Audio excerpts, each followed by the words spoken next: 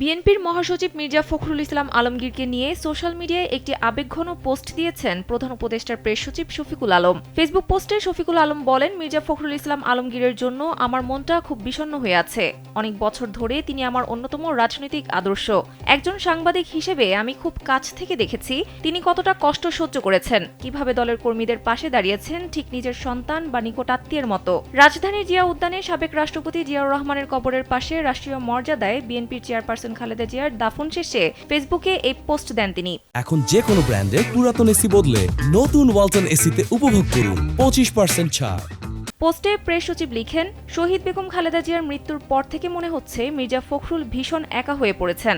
একত্রে এই দুই নেতা আমাদের রাজনৈতিক ইতিহাসের অন্যতম এক সম্মানিত ও নির্ভরযোগ্য অংশীদারিত্বের দৃষ্টান্ত স্থাপন করেছিলেন। কঠিন সময়ে তারা অত্যন্ত যত্ন এবং সংযমের সাথে জনগণকে পথ দেখিয়েছেন। বিএনপির মহাসচিবের স্বাস্থ্য নিয়ে উদ্বেগ জানিয়ে শফিকুল আলম আরও বলেন, সাম্প্রতিক মাসগুলোতে মির্জা ফখরুলের স্বাস্থ্যের অবনতি হয়েছে। তিনি এখন আর সেই চেনা মহাসচিব নেই, যিনি একসময় দেশের এক প্রান্ত থেকে অন্য প্রান্তে চষে বেড়াতেন। তবুও সংকটের মুহূর্তে তিনি সবচেয়ে দক্ষ কাণ্ডারি হিসেবে নিজেকে প্রমাণ করেছেন।